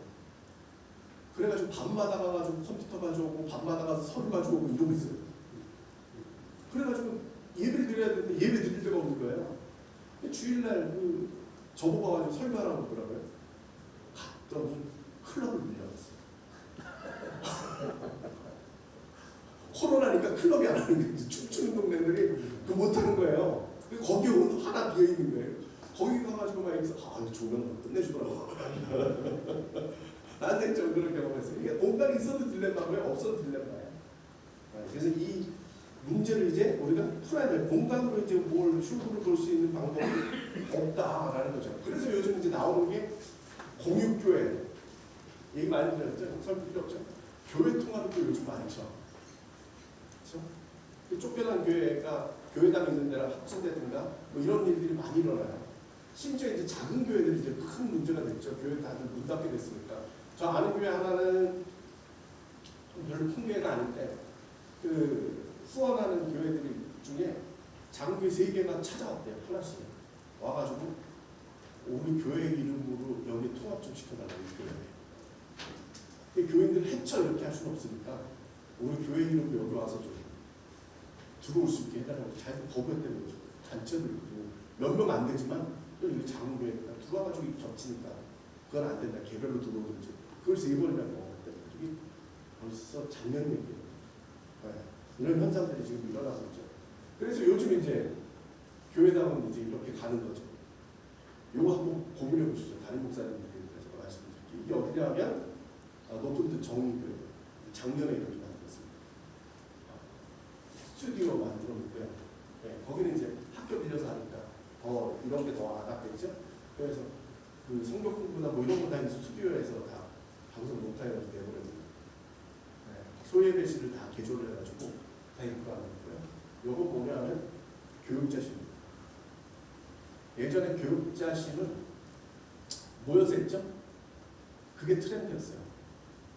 교육자실들 다 모여가지고 노트북 하나 가지고 좀 빠르게 나간다는 교회가 소위 얘기하는 교회들이 그렇고 되게 빠르게 나간다는 교회가 자기 자리 없이 노트북 들고 유동적으로 이렇게 모여서 이렇게 하게끔 만들어놓은 그거 옛날 얘기예요.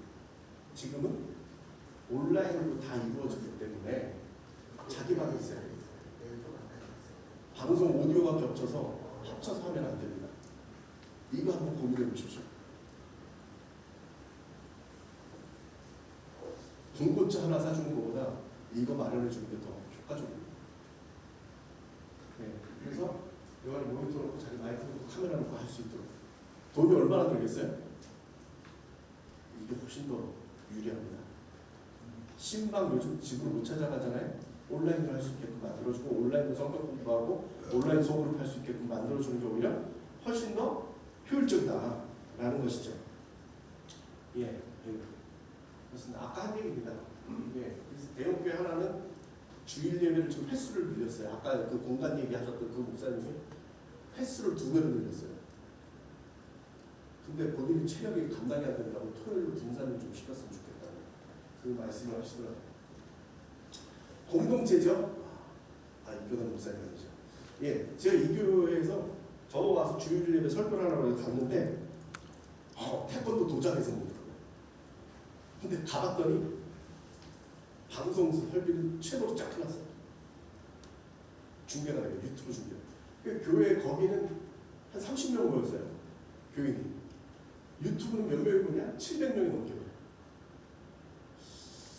그러면 한번 생각을 해보세요. 이 교회 교인은 몇 명이에요? 아, 30명이에요? 700명이에요? 공동체라는 개념 한번 생각을 해보셔요. 요일을 못 깨면 여러분들이 이 시대를 못 쫓아가요. 주일 11시 예배 교회당에 모인 사람 이거를 안 놓으면 이 숫자가 확인이 안 돼요. 이게 숫자를 포함을 시킬 거다 이렇게 생각하시는 순간 여러분들이 작정하셔야 되는 건 뭐냐? 교인에 대한 기준을 봐요. 이 지금 상당히 중요한 부분입니다. 우리가 지금 기로에 쓴 겁니다. 여기까지 포함을 할 것이냐 말 것이냐 지금 얘기해요. 제가 아까 우리 딸 얘기했었죠? 그 머리 위에다 폭탄을 터뜨리는 정도인가 아닌가를 생각하셔야 돼요. 여기로 가버리면 이 사람들은 실은 우리의 교인이라고 하기가 애매한 상황이 되죠. 그런데 이렇게라도 이 사람들이 붙어있으면 가능합니다. 그래서 이 사람들을 우리 교회는 볼 것이냐 말 것이냐에 대한 고민을 한번 해보세요. 김동호 목사님 지금 구독자가 22만 분이에요. 저도 듣는데요. 전동호 목사님이 여기 그 은퇴하실 때까지 교회 몇 명이었느냐면 5천 명이었어요. 근데 지금 22만 명 올렸다 하면 7만 명이잖아요. 보는 사람. 공동체라고 해야 돼요, 말아야 돼요. 교회라고 해야 돼요, 말아야 돼요. 애매해졌는데 이 부분에서 지금 우리가 어떻게 붙잡을 거냐. 그렇죠? 일단 뭐 얘기하시고. 올해 그 소비 트렌드 그 주제는 나노 사회예요. 나노는요, 뭐 몇만 분의 1이래요. 몇억 분의 1의 밀리미터예요. 완전 파편화된 사회라는 거예요. 개인의 파편화된 사회. 이거는 뭐 이전부터 있었죠. 개인화가 된 건 이전부터 있었죠. 그래가지고 1인 가구가 폭증을 했잖아요. 지금 30%가 넘어요. 혼자 사는 사람. 대한민국 사람들이 가장 끈끈한 정이 뭐예요? 엄마. 근데 지금 엄마도 필요 없는 사회예요. 혼자 살아야 돼요. 그게 1인 사회 정이라고 저는 봐요. 근데 1인 사회가 젊은 애들만 있는 게 아니고 40, 50대 남자들이 또 핵심 중에 하나예요. 어르신들이 또 있는 거예요. 그래서 나노 사회다 이렇게 얘기를 해요. 그러다 보니까 이제 비대면 사회예요. 여러분 비대면 사회가 언제 왔어요? 코로나 터지면서가 아니에요. 코로나가 터지면서 급발진한 거지 이전부터 있어 왔어요. 제가 예를 들어볼까요? 여러분들이 은행 가서 은행원을 1년에 몇 번 만나요? 만날 일 없죠. 다 인터넷으로 하죠. 은행까지 갔어도 ATM 가지고 하죠. 은행원을 직접 만날 일은 1년에 한 번 있을까 말까 하죠. 그죠? 비대면 사회 될 거예요. 심지어 요즘 애들은 짜장면을 불러 먹어도 전화를 하잖아요. 몇 번 이것도 귀찮은 게 앱으로 해버리죠. 사람을 만나는 게 싫어요. 그게 비효율적이라고 생각을 하겠죠. 이게 나노 사회가 됐다는 게 더 이제 파편화가 됐죠. 그러면 이제 이걸 가지고 어떻게 목표를 하겠어요? 공동체가 될까요? 근데 재밌는 사건이 일어나죠. 모임들이요 무지하게 많아졌어요. 어마어마하게. 제가 한강변에 살거든요. 런닝 크루라는 게 있어요. 애들 뛰는 모임이에요. 저기서 한강변에 이렇게 나가보면요 젊은 사람들이요 한 10명, 20명이 떼지어가지고 쫙 달려요. 이 동호회예요. 런닝단 그 동호회 막 달려요. 그럼 제가 이제 다리 반포대교 쪽에 가보고 거기가 약간 이제 모임 장소예요. 쫙 뛴 다음에 거기 모여가지고 동그랗게 둘러서가지고 마무리 체조라고 박수 딱 치고 헤어져. 우리 같으면 어떡하겠어요? 뒤풀이 해야지. 모였으니까. 편의점 가서 뭐 라면을 먹든지 소주를 먹든지 뭐 뒤풀이를 할 거 아니에요. 우리 상식으로는 전혀 없어요. 다음에 봐요 뭐 이런 것도 없어요. 박수 딱 치고 쫙 헤어져. 그런 모임들이 무지하게 많아요. 무지하게 많아요. 그래가지고 이게 가능한 게 뭐냐면 인터넷이 되니까 굳이 뭐 모여라 말하는 게 없어요. 올리면 다들 모이는 뜻이 맞으면 그러니까 세분화된 모임들이 가능해요. 이 책에는 무슨 얘기를 하냐면 물복수가 딱딱한 복수가 파가 갈리고 뭐가 갈리고 막 자기 그게 가능한 거예요. 굳이 안 모여도 되니까. 근데 여기는 이제 러닝하면서 이 사람들이 뜻을 모아가지고 뭘 하냐? 소아암 돕기 뭐 이런 것도 하고요. 요거는 저의 제자인데 목사인데 뛰는 거예요. 김포 거기서 뛰어가지고 이 모임 자체가 사람이 모이는 게 아니고 코로나 시대니까 이 앱으로 이걸 다 하는 거예요. 인증 올리고 혼자 뛰어요. 그러다가 이 사람이 뭘 했느냐고 플러깅, 쓰레기 줍기. 혼자 죽다가 함께 모여서 죽잖아. 또 뭐해? 그러니까 죽는데 모여보니까 이게 뜯기거든. 조짐을 만들어요. 뭐 그런 활동들이 지금 이 시대에는 가능하다라는 거죠. 자, 목사님들 한번 제가 말씀을 들어보면 교회 모이기가 점점 어려워졌죠? 오래전부터. 진짜 그럴까요? 사회에서 현 세대를 뭐라고 얘기하느냐면 사회 안에서 P세대라고 해요. 파티시페이션. 무슨 얘기냐? 참여 세대예요. 길거리에 사람이 얼마나 많이 모이고 무슨 집회한다고 하면 목숨 걸고 모이잖아요. 참여 세대예요. 대의 정치가 아니라 요즘 직접 정치잖아요. 다들 나서가지고 뛰잖아요. 직접 정치가 참여 세대. 근데 교회만 하나? 이게 좀 이상하지 않아요? 제가 이제 뭐 설문조사 이런 것들을 이제 많이 하는데요. 예. 대학생 설문조사 참 재밌어요. 대학생 5년 주기로 제가 그 학원보험과 협의회 그 설문조사를 하는데, 곧 하는데 2017년도에 조사를 했을 때 특이한 현상이 나타났는데 뭐냐면 주일 예배, 청년부 예배가 줄어들었는데 저녁 예배, 수요 예배, 금요 예배가 늘었어요. 왜 그랬을까요? 교회에서 하라는 대로 안 하는 거예요. 지 하고 싶은 대로. 지가 가고 싶은 시간에 가는 게 주일이에요. 이게 개인화된 거죠. 교회 규칙을 안 지키는 거예요. 근데 되게 재밌는 게 뭐냐면 청년들한테 청년부하고 무슨 생각이 드냐? 공동체. 청년부는 어때야 되느냐? 공동체. 이게 90%예요. 지금 무슨 얘기를 하는 거예요? 공동체의 개념이 우리랑 얘네들이랑 달라요. 젊은 애들은 나 건들지 마. 근데 혼자 있으니까 외로우니까 같이 있는 모이고 싶어. 이게 공동체예요. 우리의 생각하는 공동체는 뭐야? 밥숟갈 하나 더 나눠서 다 알아. 근데 이건 청년들은 도망가는 거예요.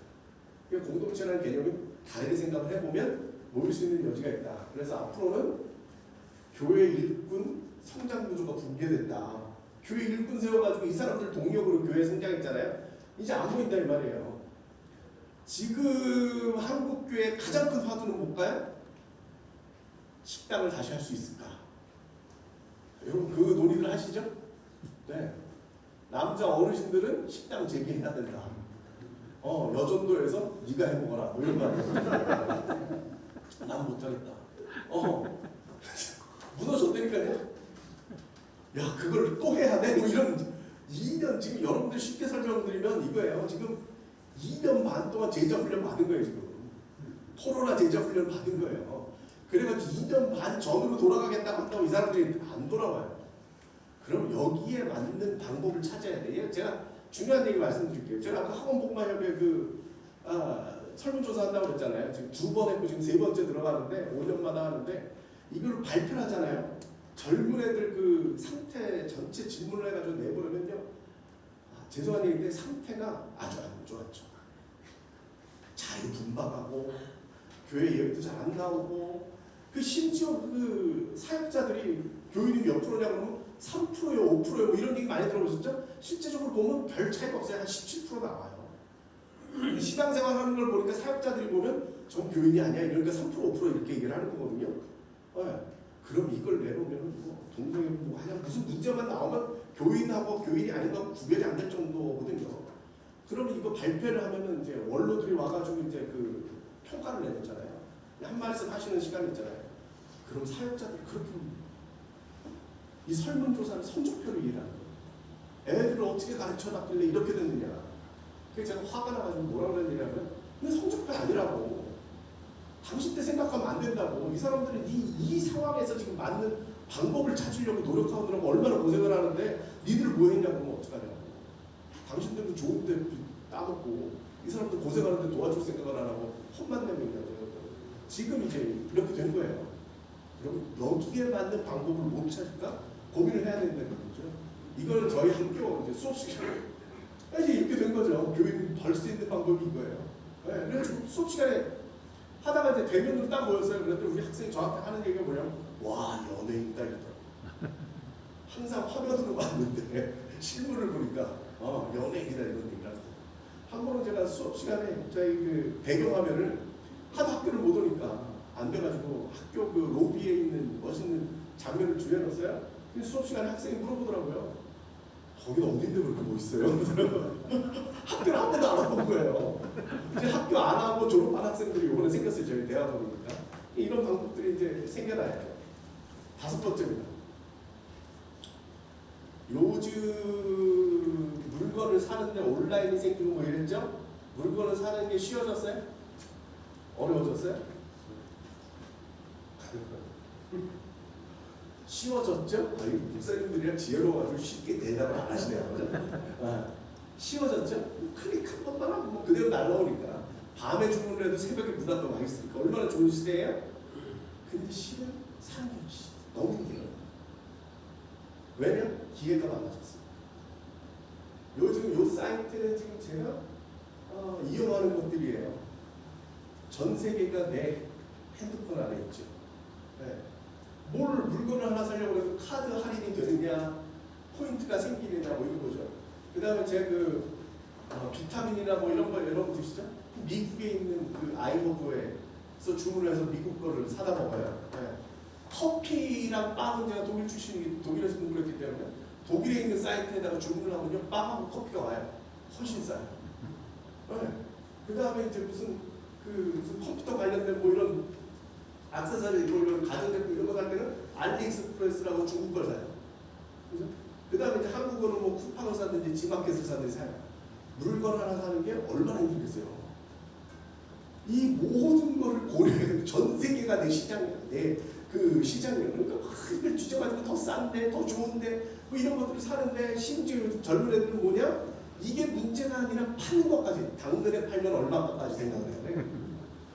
아 이거 물건 하나 사는 게 그렇게 어려워요. 근데 이걸 헤쳐나간다니까요. 젊은 사람들이.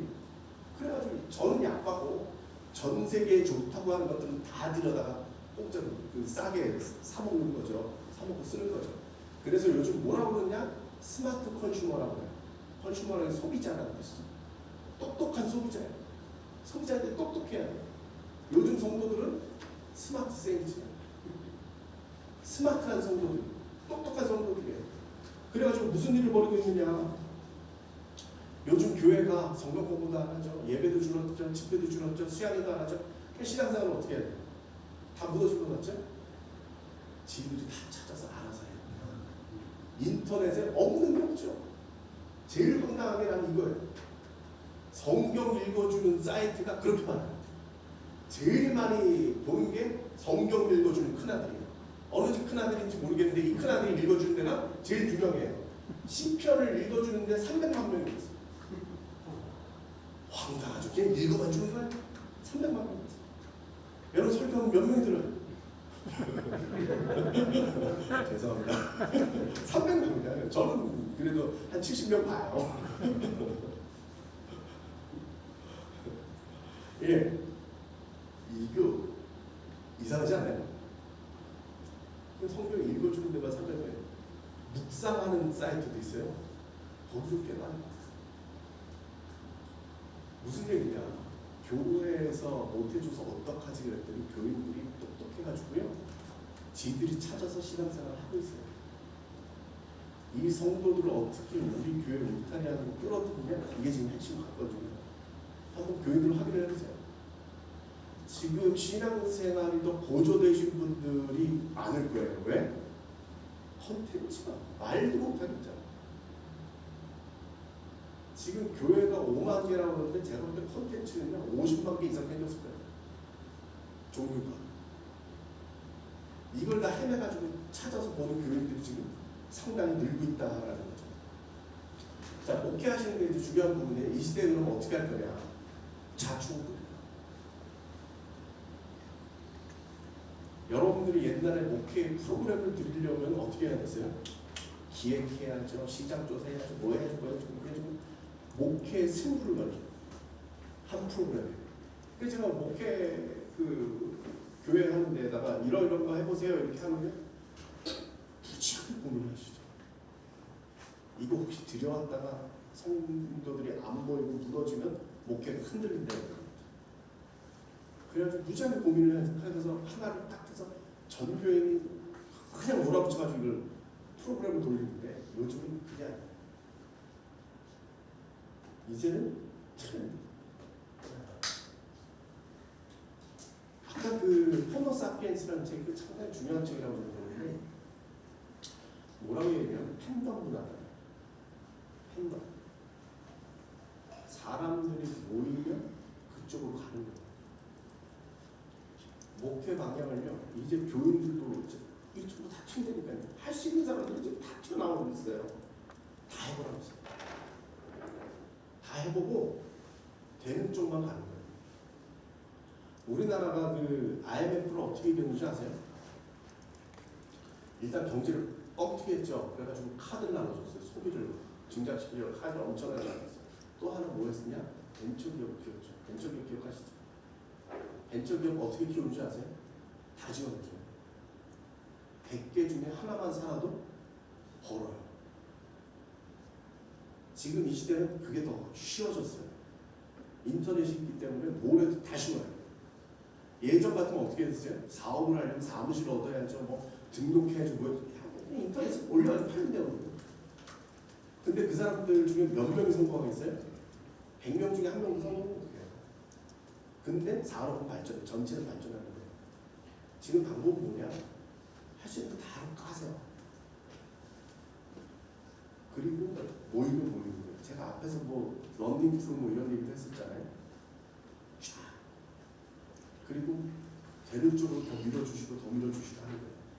이게 언제 되겠느냐? 속도 빠르고 이제 속도 빠르고. 예를 들어 볼까요? 옛날에는 어떻게 됐냐면 산업 발전하려면요. 뭐 하나 뭐 프로그램 런치한다 이러면 대기업이 성공을 했어요. 브랜드가 중요했어요. 요즘 브랜드가 아무 소리 없어요. 아무 소리 없어요. 진짜 뭐 삼성 무슨 뭐 핸드폰이나 살 때나 비싼 걸 살 때나 하는 얘기죠. 대표적인 예를 들어볼까요? 패밀리 레스토랑 한참 유행했잖아요. 대기업에서는 패밀리 레스토랑 한참 유행했죠. 싹 없어졌죠. 요즘 브랜드는 안 쫓아가요. 인터넷이 있기 때문에 정보가 쏟아지기 때문에 어느 동네 가면 뭐가 맛집이다 다 알거든요. 인터넷 한 번만 뒤지고. 그러니까 이제 가게들이 천차만별이 맛만 있으면 성공하는 데들이 어디 처박혀 있었든지 성공을 하는 거예요. 아까 호모 사피엔스에서 무슨 얘기를 했냐? 팬덤이라는 거예요. 사람이 팬이 모이는 거예요. 그 팬이 모이면 그쪽이 커지는 거거든요. 여러분들 예를 들어서 카카오톡이 없는 세상이 상상이 되십니까? 상상이 안 되죠. 카카오톡 몇 년 쓰셨습니까? 10년 됐어요. 누가 만들었습니까? 아주 무명이 시작을 했기 때문에 우리가 알 수가 없어요. 그게 커서 회사가 되고 팔려가지고 지금 나오면서 쓰고 하는 거예요. 다른 얘기를 해볼까요? 우버 같은 경우 있죠. 우버 이용해보셨어요? 젊은 애들은 해외 나가면 다 우버 써요. 우버. 그게 뭐냐면 이제 택시라고 하면 그렇죠. 그죠? 사적으로 택시 회사가 아니라 사적으로 연결하는데 그 프로그램이 있으니까 소비자하고 그 운전자하고 연결이 딱딱딱 되는 거죠. 이게 우리나라 말로 하면 옛날에 뭐라고 그랬어요? 나라식 택시. 사적으로 하는 그 나라식 택시 있잖아요. 그거 똑같은 건데 이게 인터넷으로 연결이 되니까 전 세계적으로 유행을 타는데 이게 몇 년이 안 걸렸다는 거예요. 교회 프로그램도요. 너무 정성껏 하지 마시고 부교육자들 가라고. 넌 프로그램 2개, 3개 만들어. 그래서 방 하나씩 줘야 되는 거예요. 프로그램 하는 거예요. 예전에 여러분들 교회 기준으로 해가지고 부교육자가 프로그램을 하나 만들었는데 몇 명이 모여야 성공해요. 예를 들어서 성격부로 시작했는데 거기 100명으로 와야 성공이다. 옛날에 그런 기준이었다면 지금은 3명에서 시작할게요. 하라고. 돈이 안 들잖아요. 노트북 하나만 내주면 그냥 할 수 있어요. 옛날에 공간이 있어야 되죠. 사람들 끌어모아요. 필요 없어요. 좋아요, 안 좋아요? 훨씬 좋아요. 왜? 새로운 수요가 생기는 거죠. 밤 11시에 해도 돼요. 안 와도 되니까. 직장생활 다 끝나고 11시에 우리 시간 되는 사람 5명만 모여서 해라. 되는 거죠. 저희 학교 아까 말씀을 드렸는데 제가 이런 얘기를 하니까 이제 제가 어떻게 방법을 바꿔드리냐면 제가 바꿨다고 하는데 학교가 어떻게 바꿔드렸냐면 옛날에 딱과 하나였어요. 실전 시작과 하나였어요. 삭사하죠. 근데 이렇게 하면 안 된다. 깨자. 코로나 딱 터지면서 제가 어떻게 했느냐? 교수마다 과를 하나씩 만들어라. 옛날에는 거기에 그 한 과에 70명이 모여야 되는데 이제 뭐 3명만 모이면 무조건 시작해요. 3명만 모이면. 왜? 제가 계산을 해보니까 강사료 때에서 또이또이를 딱 넣는 게 3명이에요. 3명 그 수업료가 나오면 그 과를 유지할 수 있어요. 3명만 있으면 무조건 과는 유지된다.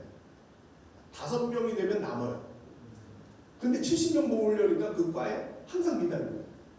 바꿨어요. 그래서 우리 집 과 가지고 많이 늘었어요. 그래서 청소년과, 청소년 지도자과 있고, 사회적 목회과 있고, 그 다음에 요번에 또 새로 론칭했어요. 또 평신도 신학과죠. 이거 뭐 어느 그 변호사회에서 그 두덕 변호사회 그 회장이 와가지고 평신도들도 공부하고 싶다고 만들어달라고.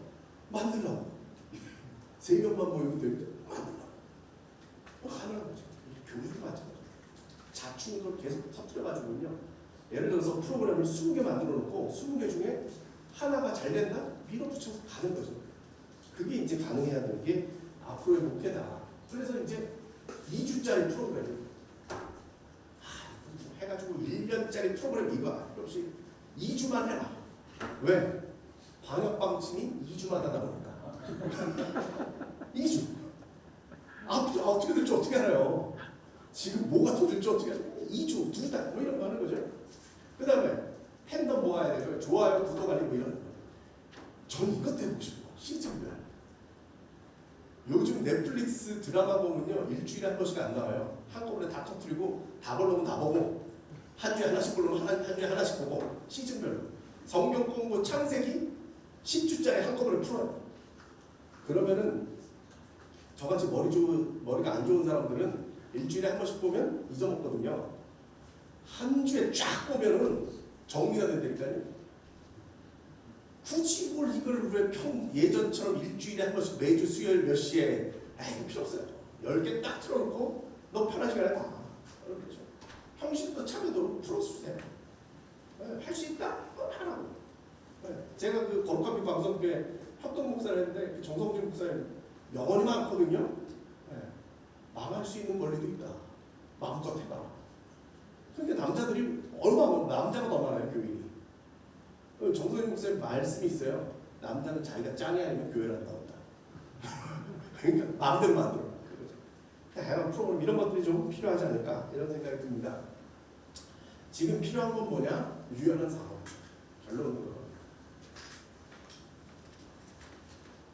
다양하게 내가 고정적으로 예루살렘식의 생각이 아니라 디아스포라식으로 생각을 하고 다양하게 풀어놓고 여러 가능성들을 두고 보세요. 이게 맞냐 틀리냐? 그거 고민할 새가 없어요. 속도가 너무 빠르기 때문에 그거 고민할 새가 없어요. 가장 중요한 게 뭐예요? 예수를 믿느냐 안 믿느냐 이거 하나 생각해보세요. 저딴 식으로 교회를 나와서 되겠어가 아니라 저는 교회 나와줘서 고맙네. 슬리퍼 끌고 교회를 나와도 교회만 나와주면 얼마나 고마우니 다른 데는 안 나오는데 이게 지금 이제 여러분들이 자존심이 허락을 하실지 안 하실지 모르겠는데 이제 그런 시대가 됐다는 거예요. 하이브리드 교회가 이제 많이 얘기하죠. 온라인, 오프라인 이제 같이 가야 돼요. 자, 근데 생각을 해보세요. 제가 페이스북을 하는데 우리 아저씨들 항상 페이스북이죠. 페이스북을 하는데 제 친구가 5,000명이에요. 대부분 이제 목사들이 많죠. 제가 어딜 가든지 항상 친구가 있어요. 여기 세미나를 오든지 어디 가든지 아는 사람들이 있어요. 와가지고 나는 처음 봤는데 그 사람은 와가지고 내 일거수일투족을 다 알아요. 지난주에 어디 놀러 가셨죠? 좋으셨어요? 뭐 어려운 일 있으시다며? 근데 너무 자연스러운 거예요. 그렇게 얘기를 하면 제가 근데 그 순간 헷갈려요. 이 사람을 날 원래 알던 사람인가? 처음 본 사람인가? 어떻게 알지? 별의별 생각이 다 드는 거예요. 페이스북. 저는 지금 상태면 제 페이스북 5,000명 공동체와 이제 유튜브를 저를 본 사람들 뭐 이런 사람들이 솔직히 누구냐. 오히려 제 학생들보다 페이스북에서 날 보는 사람이 저를 더 잘. 그래서 하이브리드라. 제가 하이브리드 차를 타거든요. 하이브리드는 이제 두 개 가지고 하는 거죠. 전기로 가는 모터하고 기름으로 가는 엔진으로 두 개로 가죠. 어느 때 모터로 가고 어느 때 엔진으로 갈까요? 안 타봐서 몰라요. 그렇죠. 보통 사람들이 한 40km까지는 모터로 가고 넘으면 엔진으로 간다 이렇게 알고 있는데 아니에요. 좋은 하이브리드 차는요, 이게 수시로 움직여요. 도요타 차 같은 경우는 한국 차보다 훨씬 더 이게 자주 왔다 갔다 하는 계속 타는 사람은 몰라요. 지금 엔진으로 가는지 모터로 가는지 몰라요. 이제 앞으로 교회는 이제 자연스럽게 넘나드는 이 상황을 만들어 가야 되고, 그러다 보면 계속 제가 문제 제기를 하는 거죠. 교회가 무엇이냐, 교인이 누구냐, 이 질문을 계속 하셔야 돼요. 여러분 한강 가보셨죠? 한강에 편의점 있죠? 제가 이 사진을 늘 거거든요. 한강에 편의점에 가보면 기둥이 4개가 있어요. 보셨어요? 이거 눈에 이제 가보시면 알아요. 이제 한강 가서 편의점을 보세요. 기둥이 4기둥에 있어요. 기둥이 4기둥에 있어요. 이게 뭐 하는 건지 아세요? 네? 홍수. 예? 물 많이 내려. 아 맞아요. 홍수 때.